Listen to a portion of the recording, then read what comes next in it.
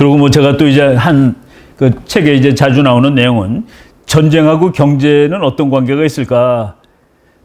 국가들이 이제 전쟁을 하는 이유가 뭐 경제적인 이권 때문에 전쟁을 하죠. 석유 문제 때문에 전쟁하는 거 다 경제라고 보시면 됩니다. 경제적인 이득을 위해서 전쟁을 하는 것일까? 그리고 국가들이 경제적으로 상호 의존하는 경우에 평화가 온다고 그래요.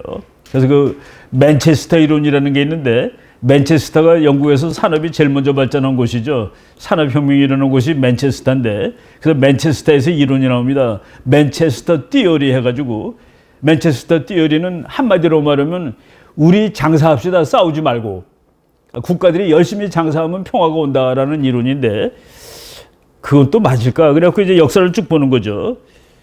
그런데 놀라운 것은 이 세상에서 정말 엄청나게 큰 1차 대전이라는 전쟁이 일어나기 직전이 이 세계의 국가의 이코노믹 인터디펜던스가 제일 높았던 시점입니다. 그러니까 국가들이 경제적으로 상호의존이 최고로 높았을 때가 1914년이에요. 지금 세계화 시대보다도 오히려 그때가 더 높습니다. 그런데 그때 1차 대전이라는 거는 어떻게 설명을 하겠냐. 그러니까 더 쉽게 얘기해서 거래가 없는 사람하고 거래가 있는 사람하고 어느 경우에 다툼이 일어날 확률이 높습니까? 거래가 있을 경우에 높다가 답입니다. 그래서 우리가 중국하고 거래를 많이 하면 평화가 오고, 일본하고 거래 많이 하고, 북한하고 거래를 많이 하면 평화가 온다. 햇볕 정책에서 이렇게 얘기를 하죠. 우리가 빈번히 왕래하면 평화가 온다. 국제정치의 연구 결과는 아니다가 답이다 이겁니다. 거래가 빈번할수록 이익이 충돌할 확률도 빈번해지는 거예요. 그래서 거래가 없는 나라들은 싸울 일도 없습니다. 그래서 국제정치에 그 철칙이 하나 있는데, 누가 싸우냐? 누가 싸우냐? 학생들이, 누가 싸웁니까, 교수님? 전쟁은 누가 하는 거예요? 90% 확률로 정답을 말씀드린다면 붙어 있는 나라가 하는 거야. 이 지구에 있는 전쟁을 다 쉬어보니까 14,500개를 씌운 사람이 있습니다. 참 별걸 다 하는데, 1950년대 초반까지 14,500개의 기록된 전쟁이 있어요. 이름이 붙은 전쟁이. 14,500개의 전쟁 중에서 90%가 국경에 붙은 나라가 하는 겁니다. 10%는 해군이 센 나라가 가서 하는 거예요. 그러니까 미국, 영국, 일본이 가서 한 전쟁이고 나머지 10%에 들어가는 겁니다. 그거를 이 역사의 철칙인데, 그 이제 바스케즈라는 유명한 교수가 전쟁의 수수께끼라는 책 맨 앞에 쓴 말입니다. 전쟁의 수수께끼, 그거 답 있어. 붙어 있는 나라가 하는 거야. 90% 확률로.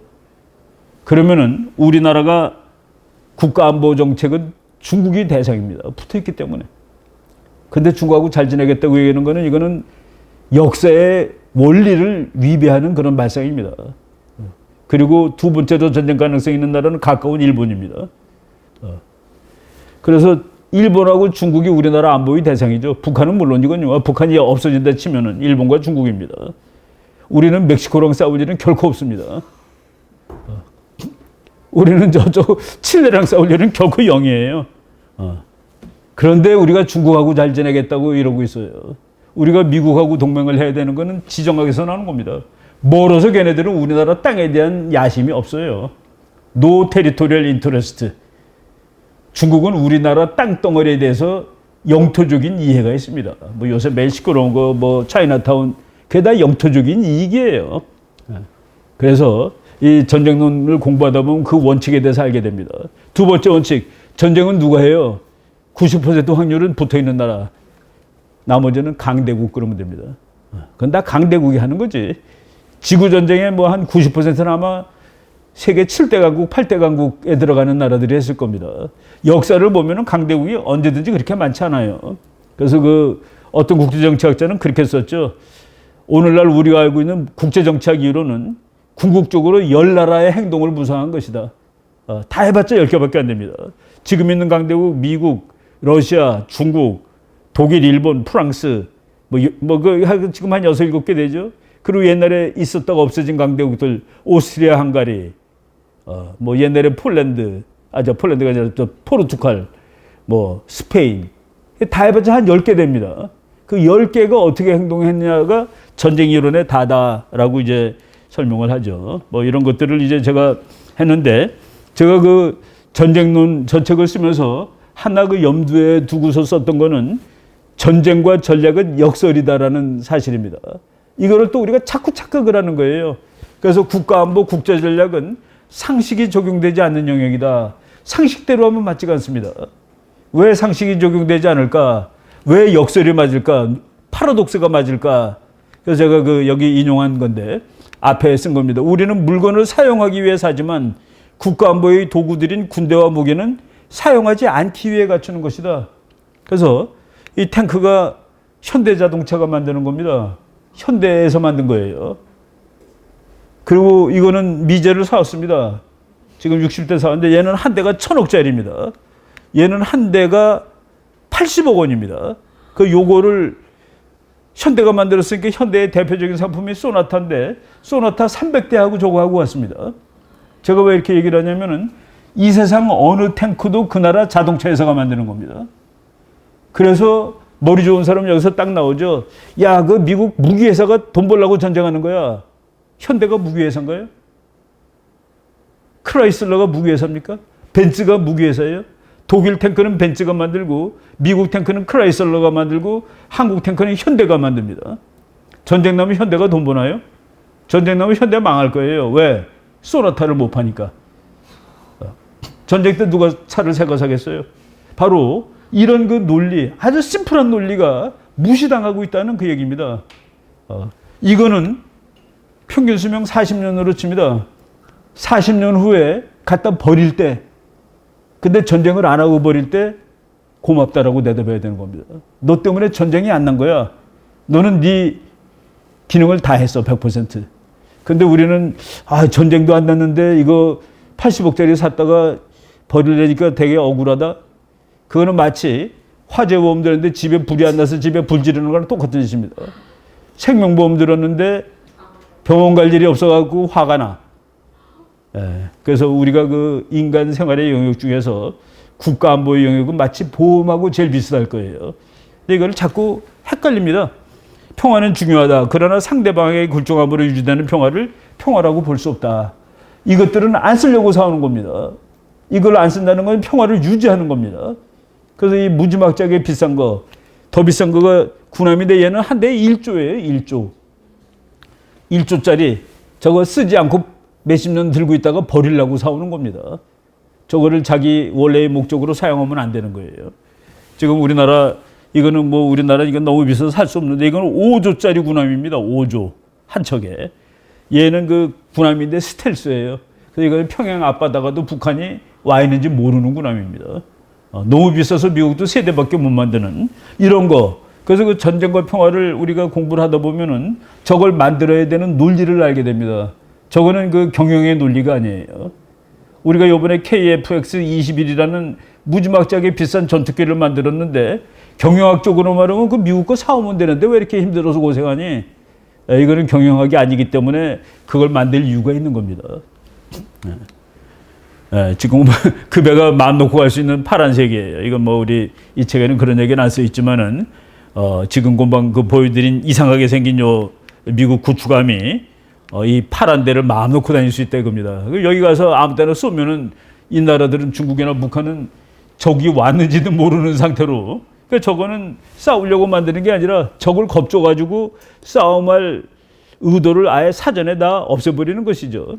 요것도 우리나라 꽤 괜찮은 그 신문 기자가 북한의 미사일은 뭐 예를 들어서 이거는 숫자는 틀릴 수 있어요. 북한의 미사일은 100만 불인데 우리가 이걸 막기 위해서 1000만 불짜리 사오는 거 좀 뭐한 것 같아. 북한 거 100만 불짜리 막으려고 1000만 불짜리를 사왔다. 그 어느 날 신문에 났어요. 그 내가 학교에서 수업 시간에 숙명여대 그 국제정치 어떤 시간이었는데 그래서 학생들한테 물어봤습니다. 우리 학생들 그 북한이 100만 불짜리 미사일로 서울을 향해 쏘려고 그러는데 그거를 우리가 막으려면 몇천만 불짜리 사와야 되는데 그게 좀 그렇다. 그 몇백만 불, 100만 불짜리 막기 위해서 몇십 배 비싼 걸 사오는 게 그렇다라고 꽤 괜찮은 기자가 썼는데 그 논리에 대해서 어떻게 생각해? 그거를 보통 사람들이 반박을 못합니다. 맞아요. 북한 거 형편없는 무기를 막으려고 그보다 몇십 배. 제가 그 학생들한테 그랬습니다. 그 수업하는 교실이 그때 무슨 명신관인가라는 건물인데 우리가 북한 거 100만 불짜리 미사일을 맞추기 위해서 몇 천만 불짜리를 사오는 거는 그 100만 불짜리를 부수기 위해서가 아니라 이 몇억 불짜리 이 교실을 지키려고 사오는 거야. 그래서 이 우리가 지켜야 할 것이 몇 천만 불보다 싸면은 그거 사와야 되는 거다는 논리입니다. 우리가 북한의 그 싸구려 미사일을 깨려고 몇 천만 불짜리 사오는 건 이거를 지키려고 사오는 겁니다. 이 빌딩 하나가 그 미사일 한 발값 하고 상대가 되겠습니까? 이걸 지키려고 사오는 것이죠. 근데 거기까지 머리가 다 안 가는 거예요. 그래서 전쟁도 몇십 년 동안 안 하는데 왜 그걸 사와? 전쟁도 안 하는데 왜 군인이 60만 명이 필요해? 군인이 60만 명이 있으니까 전쟁이 안 나고 있는 것을 모르는 거죠. 바로 그런 거를 조금 읽으면서 깨우치라는 그 목표가 이제 제가 이 책을 쓴 목표입니다. 이제 그거 제가 그냥 만든 이론이 아니라 학자들이 다 연구를 통해서 밝혀낸 건데 이 사람은 지금 살아있는 국제정치학의 대가인데 저 사람 논리에서 지금 제가 다 따온 겁니다. The Logic of Strategy, 전략의 논리 and the US Foreign Policy 해가지고 버클리 대학 가가지고 버클리 대학에서 이제 미국의 아주 유명한 교수들을 데려다가 이제 서로 그 대화하는 프로그램이 있는데 전략의 논리, 이스라엘 출신 학자인데 전략의 대가인데 이 사람이 전략의 전쟁과 평화의 논리는 무엇일까? 이 사람이 바로 역설이다라고 얘기한 겁니다. 전쟁과 평화의 논리는 역설의 논리지. 그래가지고 역설의 논리 중에 아주 대표적인 것이 이제 이 평화를 원하면은 전쟁을 준비하라. 평화를 원하는데 왜 전쟁을 준비하니? 평화는 A, 전쟁을 B라고 그러면 A하고 B가 반대 개념인데 A를 원할 때 B를 대비해야 하는 것이 전략의 영역이라는 그 반대를 대비해야 되는 거. 그 얘기를 이제 쓴 책입니다. 아무리 나쁜 평화라도 전쟁보다 낫다. 내가 서론에서 말씀드렸지만은 이 말이 맞다면 평화를 유지하는 좋은 방법이 있어요. 대한민국 무장 해제하면 됩니다. 다 군대 가기 싫어하는데 젊은이들 다 집에 보내면 전쟁은 우린 결코 안 해요. 못하지. 안 하는 게 아니라 항복하면 되니까 영원한 평화. 그것도 평화라면은 여기에서 우리가 까먹고 있는 거는 전쟁에는 평화에는 정의라는 요인이 반드시 들어가야지 그것이 평화다라는 겁니다. 그렇게 치면 이완용에는 평화주의자예요. 항복했잖아요, 일본한테. 이거를 우리나라 정치가들이 아무나 100% 모든 국회의원이 모든 모임에 가서 아무리 나쁜 평화라도 전쟁보다는 낫다. 그럼 북한이 덤비면 항복하면 되고 일본이 또 덤비면 항복하면 되는 겁니다. 그런 평화라면은 전쟁 수단이지 목표가 아니다. 근데 우리 국민들 다 정답을 알아요. 이순신 좋아하죠. 장군들 다 좋아합니다. 을지문덕도 좋아하고.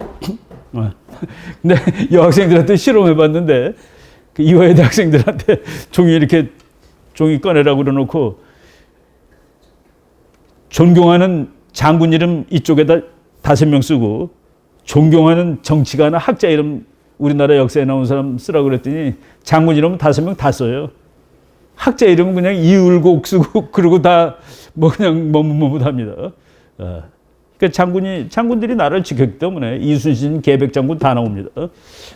그래서 우리 국민들이 이율곡 존경하고 이순신 다 존경하죠. 우리가 더 나은 평화를 위해서 전쟁도 할 수 있는 거다는 얘기입니다. 그래서 아무리 나쁜 평화 그런 거 없어요. 손자병법, 전쟁론 이런 건 우리가 이제 제가 이제 이 책에서 많이 그냥 소개를 했습니다. 저거 읽으면은 책 사서 공부하고 싶은 마음이 들라고. 이 책에 이런 얘기들 다 나와 있다는 얘기를 쭉 이제 썼습니다.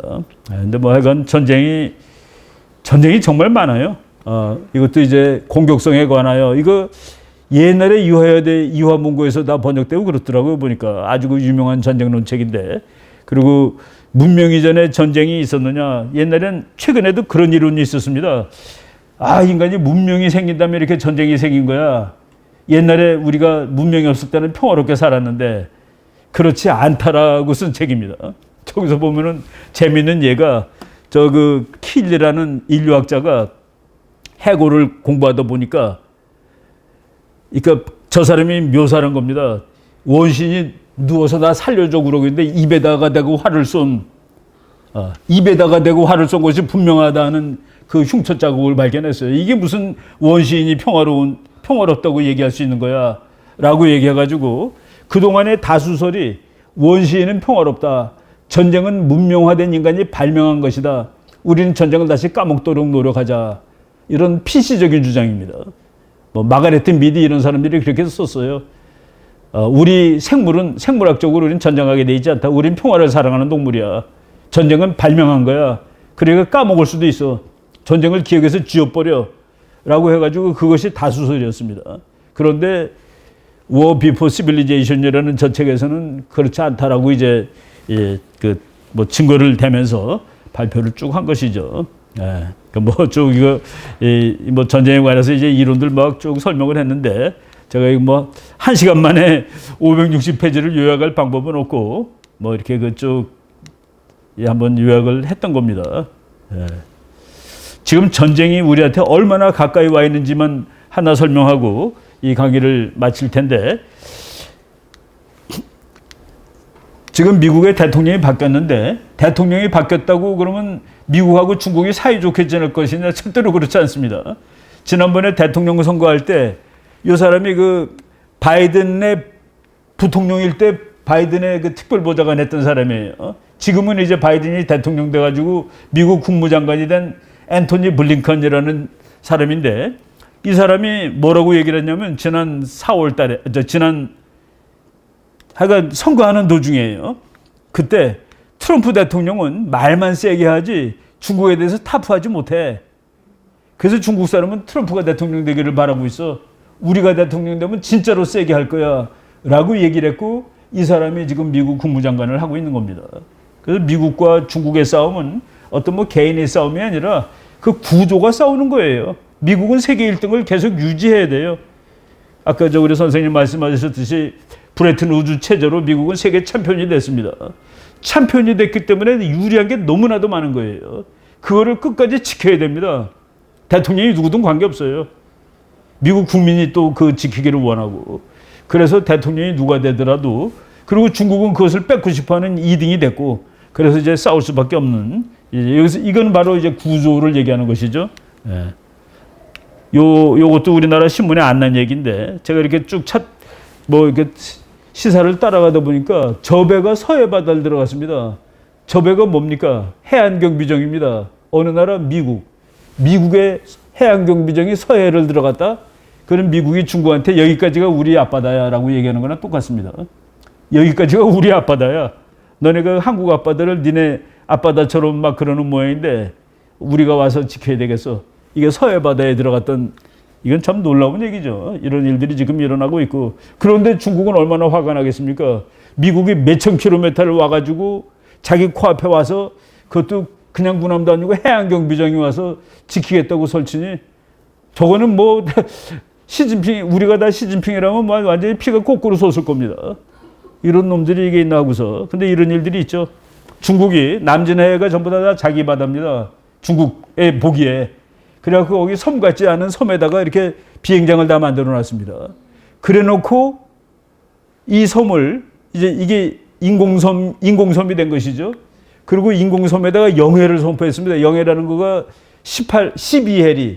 그래갖고 킬로미터로 22km 정도 되는데, 국제해양법에 보면은 인공섬은 영해를 가질 수 없다라고 되어 있습니다. 근데 중국이 인공섬을 만들어 놓고 영해를 선포했어요.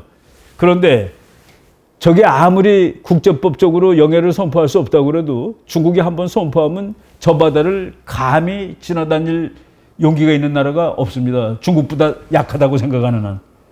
저 바다는 중국보다 세다고 생각하는 나라만이 다닐 수 있습니다.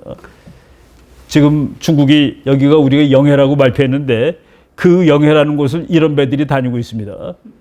그런데 이 배는 유난히 큰 깃발을 달고 가고 있습니다. 일부러. 우리 영해인데, 영해에 들어올 때는 여객선이라도 들어가겠습니다 하고 들어가는 건데 영토를 밟는 거니까. 그런데 군함이 그것도 일부러 깃발 크게 하고, 여기서 보니까 깃발이 좀 옆으로 이렇게 똑바로 단 것처럼 보이죠? 이렇게 달고 가는 겁니다. 더 크게 보이게. 그러니까 중국이 인공섬을 만들어가지고 12해리 영해를 선포했습니다. 불법이기 때문에 누구도 다닐 수 있어요. 그런데 아무도 못 다니고 미국만 다닌다. 미국 배가 지나갈 때 중국에 있는 예를 들어서 중국 젊은 소령이, 애국적인 소령이 쏴 우리 허락 안 받고 들어왔으니까 영토치 뭡니까? 갈겨. 그날 전쟁이 일어나는 겁니다. 그 전쟁이 생각보다 너무 가까이 와 있을 수도 있는 거예요. 매일 이러고 있으면 매일. 우리 저 밑에 동네에서. 이런 일들이. 그래서 우리는 항상 이거는 저 미국 폭격기가 그 섬을 가로질러서 날랐습니다. 그러니까 중국이 너네들 감히 우리 땅 위를 날아가? 바다를 날아가는 거는 그게 영해가 아니니까 날아갈 수 있다 하더라도 우리를 가로질러 날아갈 수가 있니? 미국은 우리 가로지른 적은 없어. 옆으로 날아간 거야. 라고 또 그러고 있습니다. 이런 것들이 이제 치킨 게임이라고 그러죠. 이런 일들이 이제 뭐 많은데 마지막으로 한 가지 제가 이제 그 질문 한번 할 텐데 두 나라가 힘이 비슷하면은 전쟁이 안 난다. 이게 국제 정치의 전통적인 세력 균형 이론입니다. 그런데 논리적으로 맞아요. 둘이 다 힘이 세니까 서로 전쟁을 못 해. 그런데 거꾸로 한번 생각해 보세요. 한 나라가 너무 강해. 한 나라가 너무 약하고. 그래야 전쟁 안 나는 거 아니에요? 오히려 조그만 놈은 덤빌 수가 없으니까 못하고 큰 나라는 싸울 필요가 없어요. 뭐야 그러면 그로 끝나니까. 그래서 이제 학자들이 연구를 했는데 요 호주 학자입니다. 전쟁은 언제 나느냐? 두 나라가 누가 더 힘이 센지에 대해서 논쟁을 벌릴 때 난다.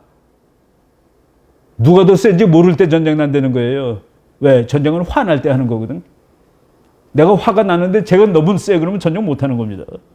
그래서 이런 식으로 정말 제일 셌던 이론, 세력균형. 우리나라 대통령이 물어보면은 정치학 교수가 가서 대통령 각하 북한하고 우리가 균형을 이루어야지 전쟁이 안 납니다. 그게 틀린 이론이 되는 거예요. 균형 이론하면 전쟁 날 수 있습니다. 왜? 전쟁은 정말 화날 때 하는 건데 힘이 비슷하면 싸워버립니다. 상대가 안 돼야지.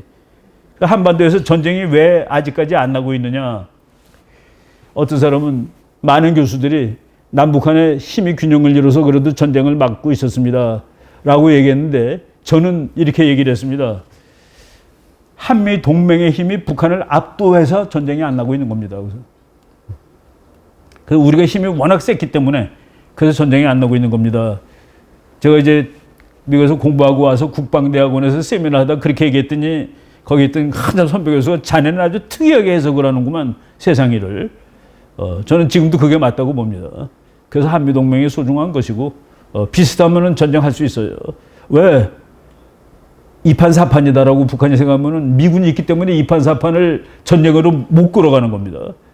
그것마저 없으면 2판 4판 할 수 있는 것이죠.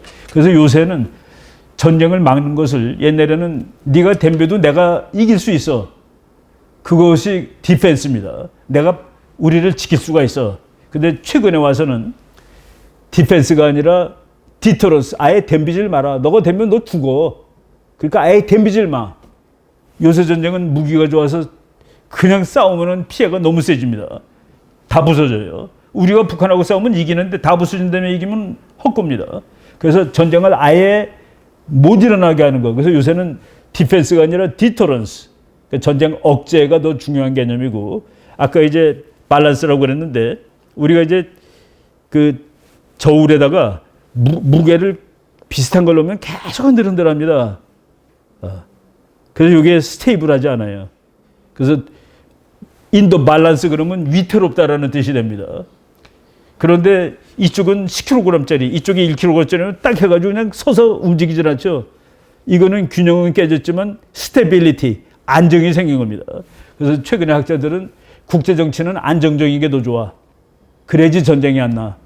그 평화는 비록 미국의 평화, 뭐 로마의 평화를 해서 기분 나쁠지 모르지만은, 하여간 전쟁이라는 빈도에서는 이게 안정이 있는 게 더 좋아. 균형 있는 것보다. 뭐 이렇게 요새 이제 이론이 바뀌었어요.